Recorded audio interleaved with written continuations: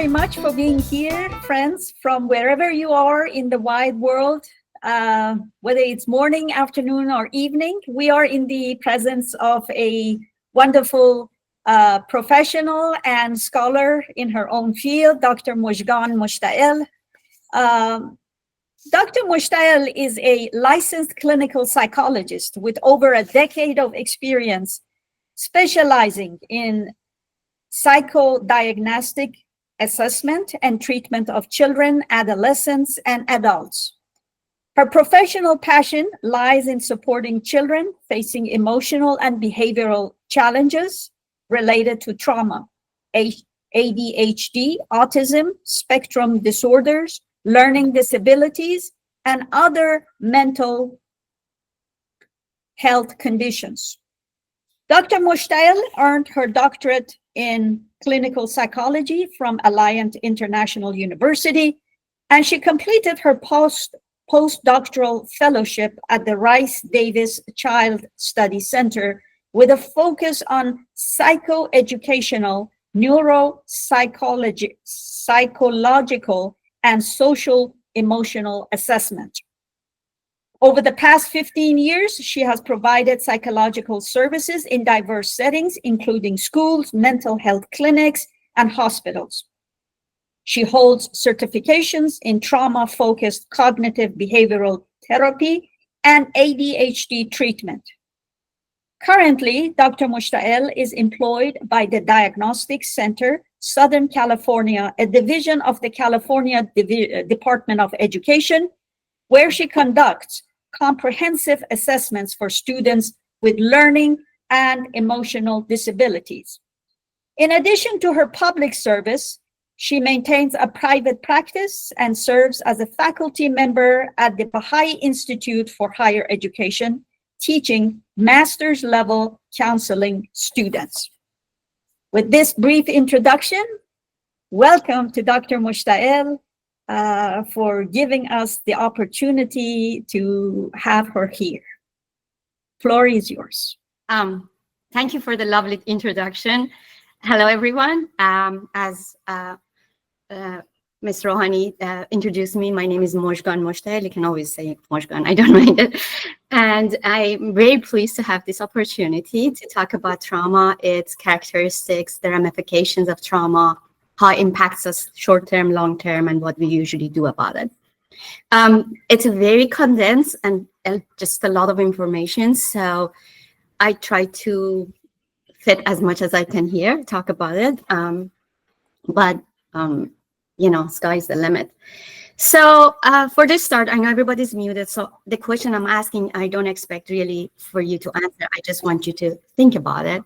Is we're going to do a little bit of an experiment, is that I want you to remember a childhood trauma, maybe losing somebody you really loved, maybe even a pet. It's something that some of you guys experienced the war.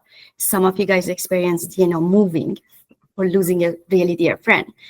And I want you to think about it for a second. How did you feel about it at the time? What did you do? How was your decision making?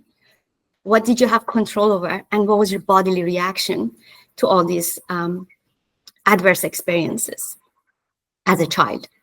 And then now thinking back to your childhood, about your childhood, how do you feel? How did you handle it as a child? How do you handle it as an adult? How it's impacting you? What kind of a person did it make you as an adult? So having that in mind with this experience, because we're going to revisit this over and over throughout the presentation, I want to share a little bit of my own experience with the war. I was born and raised in Iran, and I had my own share of experiencing the bombing and the war, and my city was bombed several times for a few months, and we would watch the missiles going around, and we would see them in the sky. And as a little girl, I was terrified. And we had a little shelter to run to. We had those very scary alarms, red alarm, yellow alarm, white alarm, and the red would go off, and we would get terrified and terrorized about what's going to happen next. I lost classmates over it.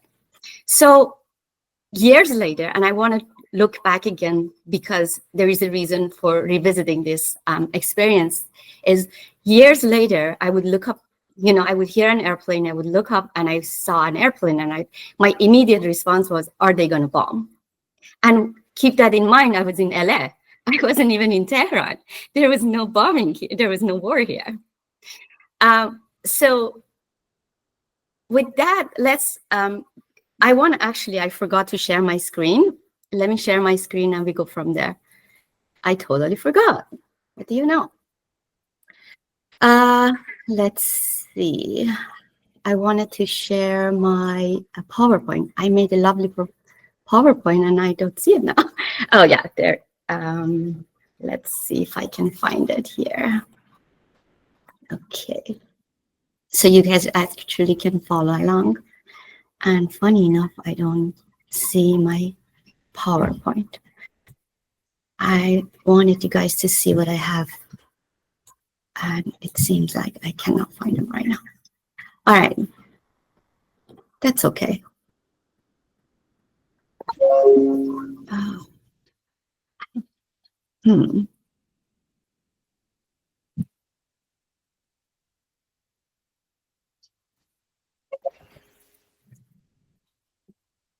Yeah, for whatever reason, I'm not able to see my PowerPoint. You could have taken a picture of the screen, but that's okay. I'm gonna see if I can actually share it later. So I wanted to give a definition to kind of get a clarification between regular stressors versus crisis versus trauma. And then the problem is crisis and trauma kind of are interchangeable and they overlap in certain features. I'm not going to get into it too much because people talk about crisis, they talk about everyday stressors and they talk about trauma. And a lot of times it's the perception we have toward what's going on. It's how, based on our own past experience, we see something as a regular stressor in our life versus a crisis versus a trauma. And I talk more in depth about it a little bit later. So stress is a state of worry or mental tension is caused by, difficult situations. Your professor gives you more projects to do. Your boss asks you to stay longer. The child gets sick, the pets get sick, we get caught in traffic. These are stressors. We kind of have to overstretch our coping skills to deal with it, hopefully in a healthy way. And then crisis is a situation that disrupts our status quo, our current situation, to the point that we feel very powerless. We feel like we cannot really do anything about it. And in our mind, it's never going to be the same. A crisis can be natural disasters, it can be retirement, it can be dealing with, infertility. A lot of these things can be considered crisis, but they are not necessarily trauma. Versus a trauma or traumatic event is an experience that physically and emotionally is very harmful and threatening. It impacts us, it can actually impact us lifelong, especially if it goes unaddressed. It can be a sudden injury, it can be death, it can be anything that alters our life forever. It's never going to be the same. And it keeps us in a state of shock and denial and confusion. So just a little definition, and then we're going to move on to common reactions to trauma. When the trauma happens or right after, we have a lot of immediate reactions to that. And a lot of these reactions, or if not all of them, are pretty normal to an abnormal situation. We cannot really pathologize people for having these kind of reactions because it's quite normal when something so horrific happens, we react with different ways. And I kind of categorize those to understand it a little bit better. So in terms of our intellectual level, cognitive level, our thoughts and our behavior change fundamentally. Our coping skills our decision-making get overwhelmed temporarily. We cannot really we react to the situation. We don't respond to the situation anymore. We lose our sense of not being vulnerable anymore. Things happen to other people and somehow in our mind never happens to us. When this actually happens, we become quite vulnerable. We feel that now, that, oh, wait a second, it can happen to us too. We tend to have vivid memories of the incident over and over as if the incident is happening again and again and again. A lot of flashbacks about the memory. These vivid memories happen with no reasons. Anything that remotely resembles, or even without that, we re-experience those memories, which disrupts everything. Our concentrations non-existent, our learning ability non-existent. We have a lot of intrusive thoughts that interfere with our eating, with our sleeping, all these normal reactions to trauma. Some of us tend to minimize the incident. Why? Because we want to have control over it, because it's so devastating that it's beyond our comprehension. So we are trying to make it look not as bad as it is in our mind, kind of like trick ourselves. At the psychological level, we feel all sorts of emotions. Our mood gets labeled. We get mood swings, a lot of intense emotions. I can go on and on. It's a huge list of going to the state of shock, fear, confusion. We feel terrorized. We feel sad, emotional numbing, restless, nervousness, being irritable, being enraged, being angry, feeling guilt. That's a very common one, especially survival guilt. And a little bit later, I'm going to more explain it in depth, why we feel guilty about the situation. The same thing happens to somebody else, but we survive and the other person doesn't.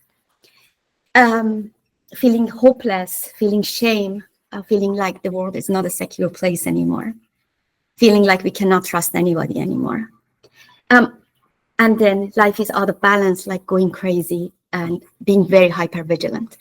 The thing is, keep in mind, not everybody experiences these emotions the same. People's reactions are different based on the event, based on the person, based on the person's perception of the event. These things change from one person to another. Based on our coping skills, these emotions would change. At the physiological level, we experience rapid heartbeat, shallow breathing, which causes panic attacks.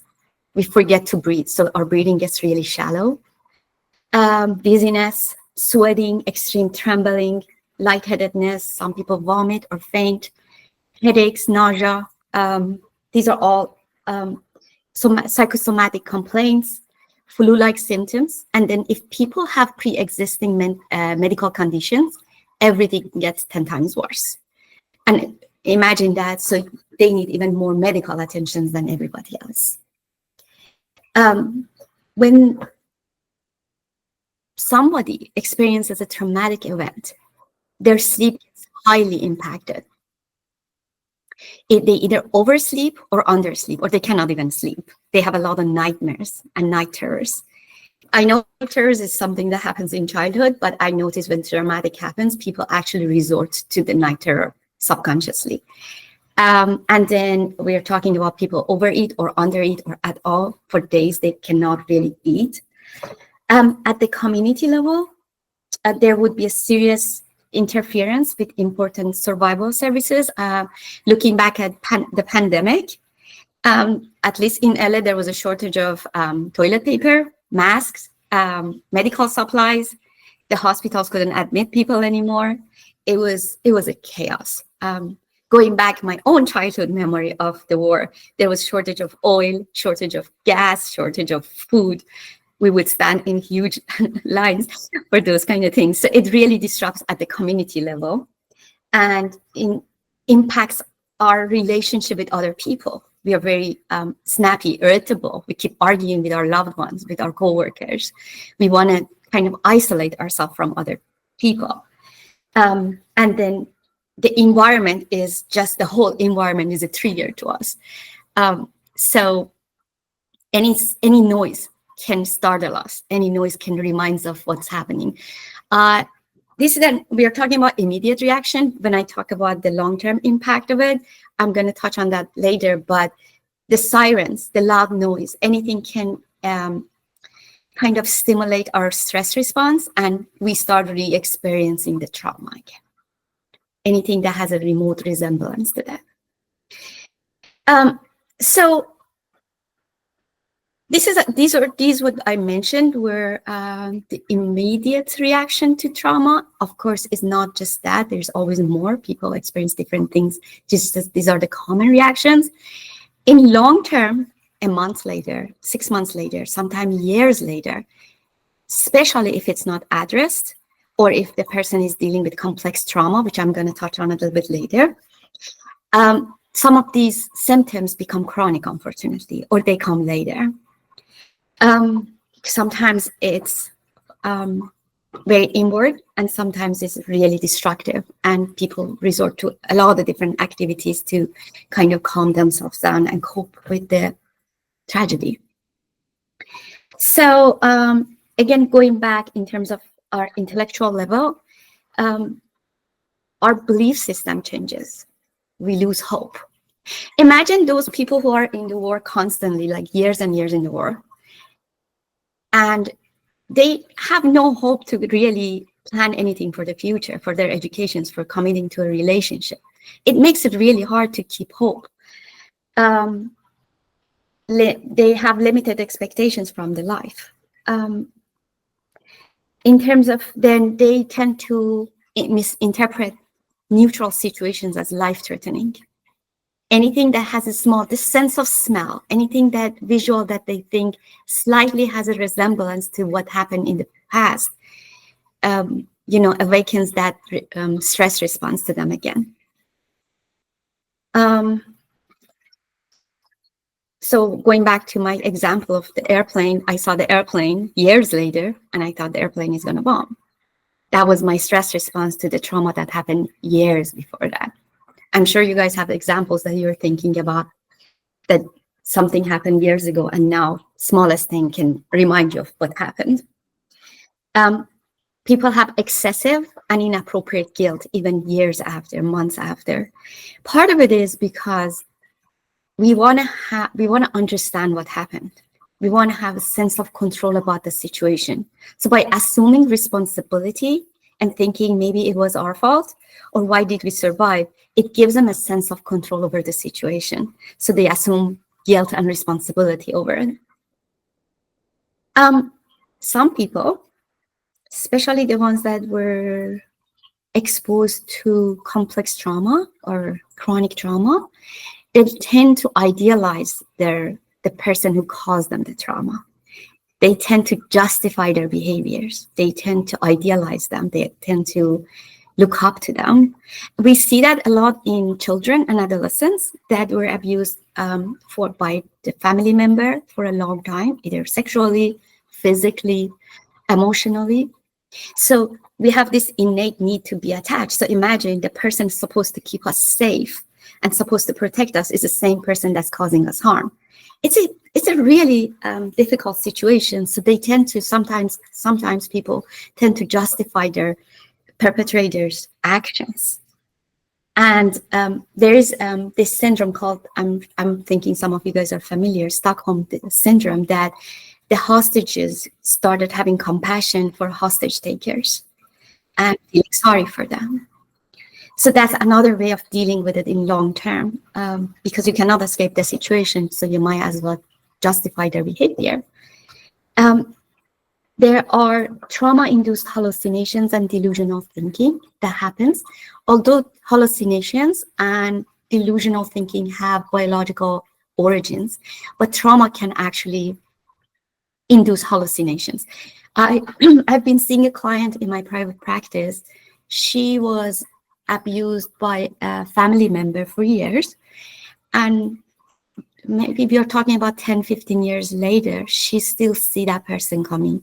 At night, she has a lot of hallucinations. So when she came in, my first instinct was, is it really psychosis, or this kid, this woman, this 30-year-old woman is dealing with trauma? So it was not really hard to distinguish that this is actually trauma-induced. And it was this person is not psychotic. Anyhow, moving on. Some of other chronic impact of trauma is having memory memories of the event, and intrusive thoughts that can actually disrupt our sleep. And I know I talked about it in the short responses or immediate responses, but that can continue, especially if it's not addressed. Years later, they still have that intrusive thoughts. They flood, they just, smallest things, sometimes you don't even know where the trigger comes from. You started having those flood of intrusive thoughts and memory. It can be very, very disturbing and very disruptive to our everyday life, especially when somebody constantly experiences that. The other issue is how trauma impacts our brain. Studies after studies shows that the trauma can impact our brain both structurally and functionally. So the brain actually changes over time, especially when the trauma happens to children, especially when it happens because the children, their brain hasn't developed yet. So they don't have that coping skills to be able to manage trauma. So we see them growing up and their brain hasn't really, the brain development is like being disrupted by the trauma, especially when it's over time. It causes disruption in the neurotransmitters and chemical of the brain. In the cortisol, norepinephrine, dopamine, I don't know how much you guys are familiar with neurotransmitters and their roles in the brain for the body, but definitely all these changes causes post-traumatic stress disorder. It causes depression and anxiety in long term, all these changes. It makes the person very vulnerable to manage stress in the future. It causes people who were exposed to trauma are more vulnerable to chronic illnesses and diseases. Again, we are talking a lot of times we're talking about long-term exposure to trauma or trauma after trauma. But for some people, and when I get to risk factors and protective factors, I can address a little bit more in depth. But for some people, unfortunately, they develop chronic diseases due to trauma. Funny enough, yes, I don't know if we call it funny, weird, not funny, haha. Bipolar disorder has a genetic component. Many times, the person doesn't show any symptoms of bipolar disorder, and the bipolar comes right after the first episode of bipolar disorder comes after the first traumatic event. And after that is just people, cycle through manic episodes and depressive episodes. But the trigger comes from a traumatic event. And they, unfortunately, then they have to not only deal with the trauma, they have to deal with depression, anxiety, bipolar, the post-traumatic stress, substance abuse. And I'm going to touch on the substance abuse in a second. The other issue with the chronic or long-term impact of trauma is hyperarousal. Hyperarousal is the same as hypervigilance. Being overly aware of your environment, always being ready. Your body is always ready to fight.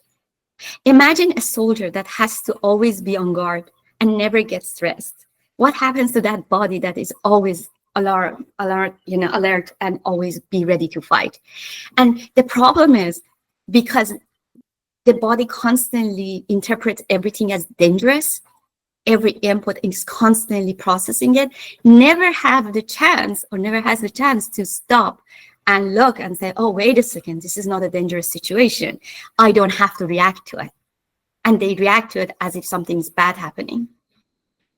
Then with the hyperarousal, being hypervigilant, comes sleep disturbance, muscle tension, lower threshold for startle responses, easily getting startled. For so long, I noticed that any little noise, I would jump. I easily get startled. And I looked back and I was like, oh, wait a second. Years of war can do that to people. Or years of being in that situation. It causes PTSD, as I mentioned. It causes depression, anxiety disorder. Let's talk about sleep disturbance. I know I talked about it a few times, and I mentioned it a few times that it causes. It's more than sleep disturbance. So imagine somebody who cannot really sleep because of all those, negative thoughts. So some people resort to drinking. Okay, let's have a cup of, 1 or 2 glasses of wine before bedtime. That might address the issue temporarily, but it has a lot of ramifications.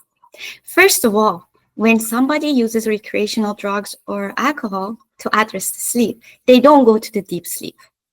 They extend the REM. I don't know, again, how much you guys have been into like reading about sleep and like stages of sleep. It extends this the time in the REM. So that means you're more exposed to nightmares and vivid dreams. So you don't really get deep sleep because the alcohol does not let you go through the deep sleep. You have more nightmares. Not only that, you develop tolerance to alcohol or the recreation drugs, and you have to actually up the dose to address the issue. And before you know it, now due to the trauma, secondary to trauma, you're developing substance abuse or alcohol abuse. And that's what it comes, the long-term impact of sleep disturbance and, alcohol consumption. So, and then not only that, some of these sleep medications, even the ones that doctors usually prescribe, they have a rebound effect. So long-term impacts the memory, because in long-term use doesn't let you have enough REM. So you don't, it impacts your memory significantly. So that's what I wanted to say about sleep disturbance. So it's not, it can have serious impact. Moving to, let me try one more time, see if I can actually share my PowerPoint. I was really excited about my PowerPoint. I spent a lot of time on it. Let me see if I can do it. If not, I give up and I just continue talking. Let's see. I don't know what happened. I just tried it and it didn't work. Let's see. No, it doesn't work. I don't know why. Oh, well, I tried. Okay. The other thing that has a long-term impact of, and I put it in a separate title, but I thought about it and it's like, is it actually long-term impact of trauma? When a trauma happens to a person, a traumatic event, either a person or to the whole community, it doesn't just impact the person, it impacts their children and their grandchildren who never been exposed to traumatic events. I'm going to give you an example about the individual level, and then we go to the community and cultural level. Another client that was, again, abused as a child sexually, she became so hypervigilant and so overprotective that she would not allow her own kids to be exposed to anything because she was afraid. She was afraid when she saw a guy, she would be so scared that the kids adapted that kind of a fear without knowing why they're afraid of guys. That's one thing. So without even seeing, we call it cross-generation trauma. So without even being exposed to the traumatic event, we duplicate or we mimic those symptoms from our parents or grandparents, the anxiety part of it. Or imagine a veteran comes back from home with all the things that they see in the war, with irritability and mood disorder and flashbacks. Imagine the family members that never been exposed to the war live with their father, with their mother, with all this, traumatic events that he or she was exposed to. And they mimic that without being exposed to, we call it cross-generation trauma. It can impact at the community level. Imagine the enslavement of African Americans. Imagine the cultural displacement of Native Americans. Imagine Holocaust. Imagine all these wars that are going on. And the next generation might not see those things, but unfortunately, it gets transferred directly, indirectly, and unintentionally. It's not like they want it. So it can impact psychologically through familial, social, cultural, neurobiological, and in some cases, genetically. So you see the next generation quite anxious. You don't know why. It's like no trauma happened to you. What happened? Then you realize the trauma happened to the parents, the grandparents, but the symptoms were transferred. So that's another thing I want to talk to you guys, and I thought it would be important to talk about. The other thing is that I touched on it, and I promise I'm going to talk about is complex trauma. Complex trauma is different than single event trauma for many, many reasons. So when an individual experiences multiple prolonged and repeated traumatic event, it's called complex trauma, and it has its own unique characteristics. I'm going to do some comparisons here. In a single event trauma, it's a public event. You're not ashamed to talk about it. You saw, hopefully you seek community help, you seek other people help, you talk about it, you share that. With complex trauma, which usually happens in childhood, between the children, adolescents, and their caregivers or people around them, or in an interpersonal relationship, like between two spouses, there are secrecy and shame. A lot of people are afraid to talk about it. There is shame with it. They don't want to go and talk about being sexually abused. How many kids, not many kids would go to their parents or somebody else to talk about their what happened to them as a child. So there's secrecy to it, which it doesn't happen with single event of, car accidents or something like that.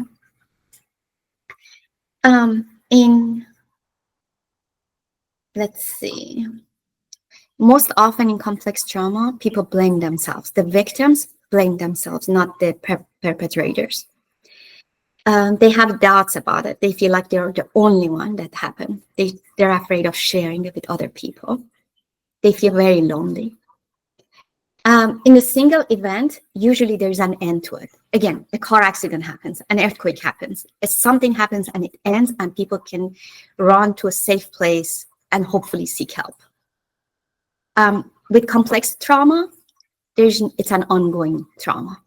A lot of people just put it between the child and caregiver's relationship or interpersonal relationship between two spouses. I added two more things. I think people who chronically are living in countries that are in war, or people who are a minority in a country that being abused by the government, can be complex trauma as well, because it's ongoing and people feel trapped. But it's up to debate. That's my own interpretation. So the victim of the complex trauma don't have any time to recover. They're always being abused. It's always going on. In most cases, as I mentioned, happens during childhood and adolescence, especially when their brain is not developed yet, unfortunately. So it can cause major interruption in their structure of the brain, in function of the brain. Sometimes I look at an adult that comes to my office and I realize in some ways this person is very immature. And then I look at the date of the trauma that happened and I realize, oh, wait a second. When the trauma happened, the brain stopped developing or disrupted again at exactly the same time that the trauma happened. That's why they act like, for example, like a teenager in some ways. They become quite impulsive or very childish. It makes sense to me. When the trauma happened, the brain stopped functioning, or not functioning, that's a really exaggerated way of saying it. It was disrupted. And that makes sense to me. They don't have time to deal with it. Let's see, it impacts their emotional regulation. I know kids don't have that capacity to regulate their emotions because their frontal lobe, their executive functioning skills not developed yet. So because the brain function and structure gets disrupted, they don't have a chance to learn to regulate their emotions as an adult.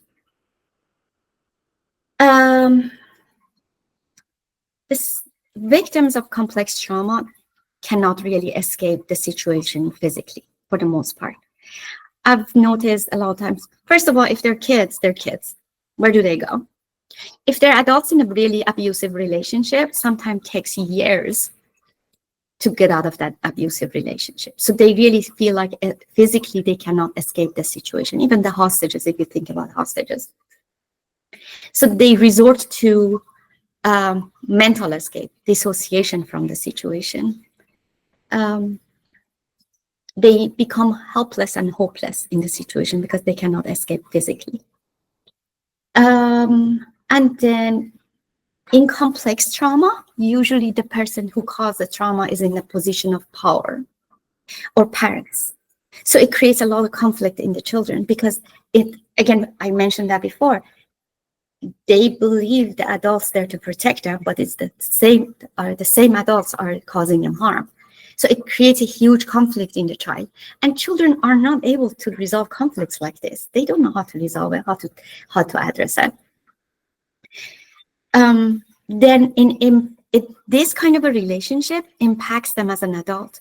They never able to trust anybody or seek a safe relationship. They feel unsafe. They don't have a sense of self and self-identity, self-respect, self-esteem. It impacts their self-confidence as an adult.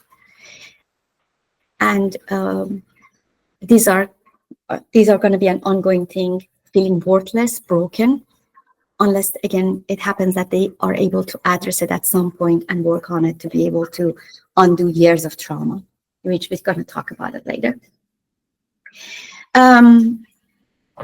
There are factors that can accelerate the recovery from a traumatic event or make the person get stuck or basically never recover from it, or decades go on and someone still dealing with these symptoms. We call it protective factors and risk factors. They're very important concept usually to know what causes a person to recover faster versus the other one much slower or never. One of them, we talked about complex trauma, definitely is a factor of later recovery.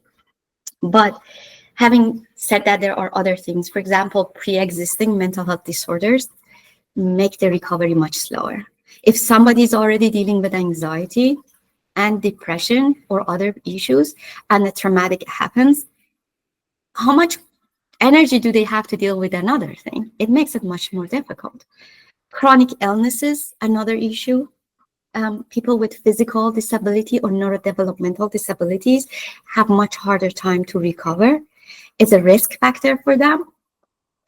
Pre-existing stressors, if you're already dealing with, taking care of your elderlies, taking care of children, make it much harder to, attend to the trauma and take care of that too. If there was a previous traumatic event, I know sometimes we hear what doesn't kill you make you stronger. In some cases are accurate, but in sometimes, especially if the person hasn't even dealt with the previous trauma and another one comes along, how much energy, fuel tank somebody has to deal with all this. And then other things is having access to mental health services makes the recovery faster. People's socioeconomic class makes the recovery faster or slower. Obviously, if you have more resources, more access to resources, you're more likely to be able to address all these symptoms, process them. Effective parenting. Oh, that's a huge one. So, perfect example I have for you. I had this young lady in my office that was sexually abused by her uncle for years. And when both her and her sister, and when she went to her mother and asked for her support as a, let's say, 10, 15-year-old kid, the mother said, "Oh, you must have liked it. That's why you let your uncle to touch you." Imagine that. That's the mother that's supposed to support her. But the reputation that she had in the community was more important supporting her own daughter. That's why I said affecting parenting. It's top one. It's very, very important. I have another example. Not long ago, a few months ago, we assessed a little boy, maybe 10-year-old boy in our center, who had one single incident of, inappropriate touching one family member. He immediately approached his mother and told Ahmad, took all the necessary steps to protect them, to take care of them, take him to a therapist, making sure the perpetrator is being addressed. Imagine two different parenting. Makes a huge difference. How much the person has a family support and social support system. It's makes the recovery faster when we have a very supportive family members to lean on, or have a very have access to to the society's resources. Having good positive coping skills really helps. Somebody who resorts to substance abuse versus somebody who does meditation or have a strong faith and resort to that. That helps. Maybe mindfulness activities. People who are resilient, they bounce back much faster than people who are rigid and cannot really deal with the traumatic events. Resilience is a big factor as well. The other thing is expectations of others and self from you. If the life of others depend on you, like you have small kids or again elderlies, it makes it much more difficult to deal with the traumatic event. If you have a lot of expectations from yourself, it puts a lot of pressure on you to deal with trauma. Cultural expectations. There are a lot of cultures when, for example, a soldier goes to the war, comes back being completely traumatized, dealing with PTSD, post-traumatic stress disorder, and the culture of the community expects them to be strong and not to show any signs of weakness. That person is going to have a much harder time dealing with trauma than another person who is willing or is able and is allowed to express their emotions. Immigrants have a harder time to recover, especially if they don't know the language. If they don't know how to access the community resources, they are more at risk and they have a harder time to recover from a traumatic event. Again, people who have stronger faith, that helps them to, resort to that and help them to recover faster. That helps as well. We talked about children and adolescents a lot. I didn't mention that what happens between age 0 to 17, it's called adverse childhood events. It impacts them profoundly and for a long time. It's a list of things that might happen in the childhood that is considered adverse childhood events, trauma. I go through the list real quick. Maybe abuse and assault, domestic violence, community violence, school violence, seeing the parents fighting, loss of property, displacement or disaster, sudden loss of loved one, being a refugee or war experience, serious car accidents, neglect, having a family member attempting suicide. All these things fall into the category, having mental health problems or one of the family members parents having mental health problems. We had kids that the parents had major depressive disorder and couldn't leave the bed. So the child was parentified, had to actually take care of the rest of the family. Instability in parent due to separation, and one of the parents go to jail. These are all adverse childhood events to many reasons. One thing I forgot to mention real quick, the perception that we have about the trauma really impacts how we manage the trauma. We have to always remember, two people experience the same traumatic event, they react differently because of individual differences. I forgot to mention that. So how do kids react to trauma?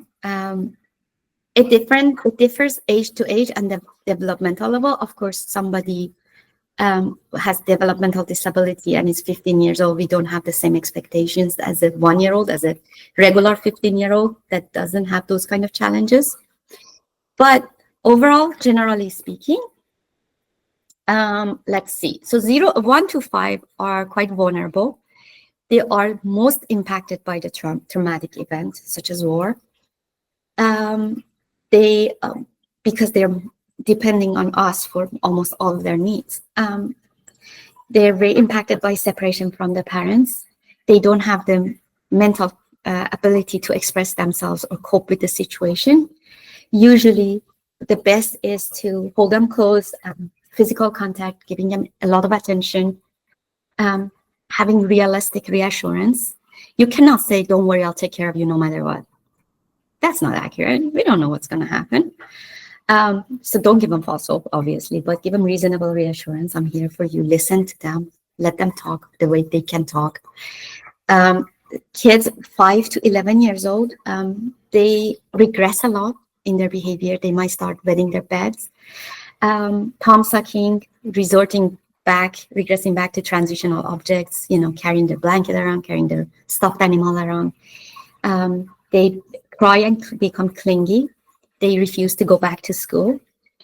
They fight more often with their siblings or their classmates. Usually you're going to have to give them more attention. Maybe in their own language, explain to them what's happening. You give them better understanding of what's going on, and then let them express their feelings.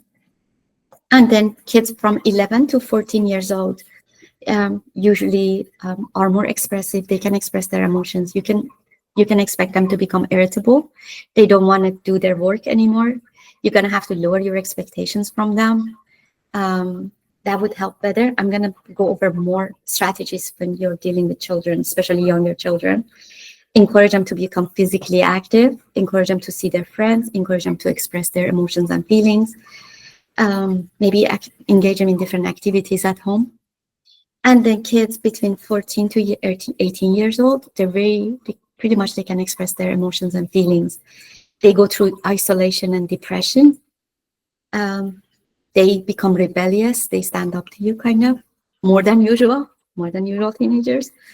They easily become frustrated and angry, and they have a lot of psychosomatic complaints. The complaints that really, when we say psychosomatic, that means is really not about their physical issues. It's caused by mental issues, like the events that are happening around them. It's good to encourage them to talk to you or to their friends, educate them about what's happening, encourage them to socialize, encourage them to communicate with other people, encourage them to create their own rituals. And I can give you a perfect example here. Unfortunately, a few months ago, somebody committed suicide in my daughter's high school. It was devastating for all of those classmates that have been interacting with this 17-year-old kid that just took his own life, unfortunately. So the kids got together and, they cried and they remembered they went over all the good memories they had about this young man and honored his memories, and they did things that he liked. And they realized, and the best way to honor their classmate is to move on with their life. I mean, my daughter still talks about it, but that's the way they were able to honor and move on and address the trauma. There are ways of talking to younger kids. These are actually recommended by Psychological Association of US. So American Psychological Association, that's a better word. So talk to them, reassure them reasonably. We talked about this. Listen to them, ask them what they think is happening. Validate their feelings. If it's fear, anger, whatever it is, just validate and reassure them. Engage them in social stories. Encourage them to make stories or draw pictures about what they feel, because sometimes they don't have the verbal capacity to tell you what they feel. Encourage them to draw about it, write a story about it, read a story together, actually. It's okay to cry, that's fine. And then do a lot of family time together. Maybe play board games together, increase the family time with each other. And then create a very safe home environment emotionally for them. That would be really wonderful. If you could, decrease the amount of exposure to news, either through internet or TV or newspaper. I know adolescents have their own cell phones, but we are talking about younger kids. So we had to assess a little boy, 8-year-old, a few months ago, and the father was extremely obsessed for many reasons with the war, what's going on in Israel and Gaza, and constantly watching news. So this kid had developed, talking about cross-generation trauma, extreme fear of death and dying, and constantly worried that They lived in US and they were worried. He was worried that he's going to get bombed or people are going to die. Extreme exposure to news. So cutting that down, it would be really wonderful. It's not, you cannot just remove everything, but being mindful of their reaction to the traumatic event. And if you see extreme reactions, seeking mental health, that would be wonderful. And then sticking to the routine leads to some feeling of normalcy. Having structure and routine helps the kids to feel safe. That's why it's important to keep that normalcy for the kids. Also, you can encourage them to participate in some sort of a chore based on their age around the house, and let them know that by doing these chores, they are helping and contributing to the family's mental health and well-being. It makes them feel really good about themselves. You could build resilience in children and in yourself, because as you know, resilience, as we talked about it, is a protective factor in case of traumatic events. So how do you build resilience? Usually it's having a really strong relationship with your children, teaching them how to problem solve, improving their emotional intelligence, teaching them growth mindset. That's a big one, growth mindset. Having structure and routine in life, and self-care. And then letting them have some sense of control in their life, especially for those young ones. Like, you could pick your clothing. What do you want to wear? What would you like to eat today? Having them some sense of control over in this crazy world that we have no control over. And then in terms of us, it would be really good to seek community help. It would be good to practice self-care, leaning on our loved ones, talking about it. Self-care. I cannot focus enough on self-care. Let's see, I kind of missed where I was talking.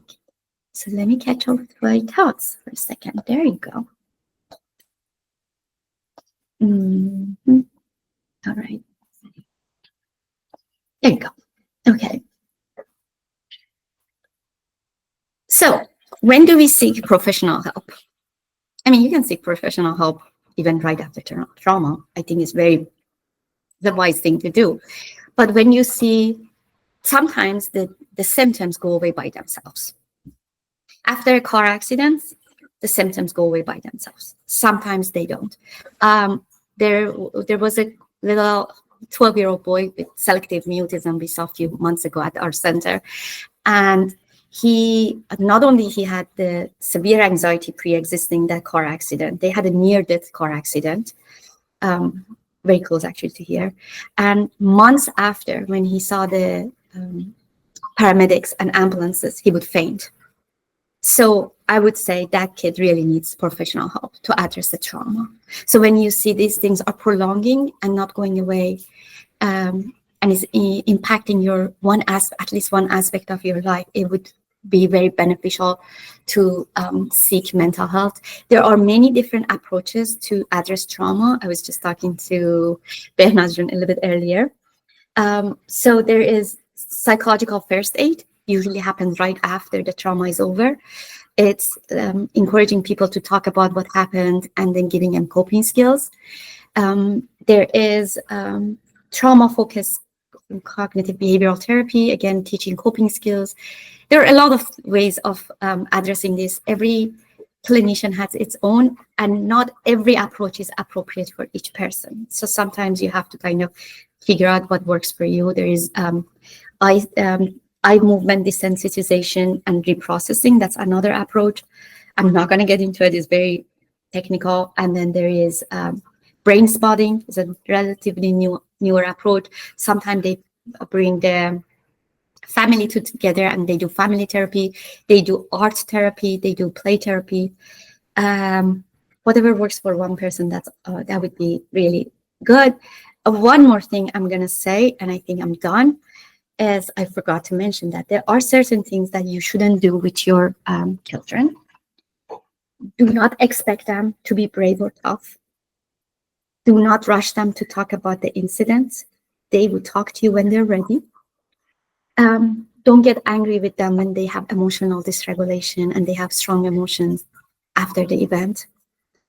Don't get upset with them if they regress, like thumb sucking or wetting their bed. You're gonna have to kind of let those things go. Don't make promises that everything is gonna be okay. We don't know if everything is gonna be okay. That's why I said reasonably reassuring them. That would come handy. And that's it. All right. Thank you so much, Dr. Mushtael, for such a wonderful presentation, of course, brief, of the world of trauma and its signs. I definitely learned myself, especially when you were talking about cross-generational trauma. Sometimes, some of the stuff that we are experiencing, we don't know where it's coming from. So it's very interesting. I appreciate your presence and appreciate your expertise in explaining these very complex issues in a very simple language.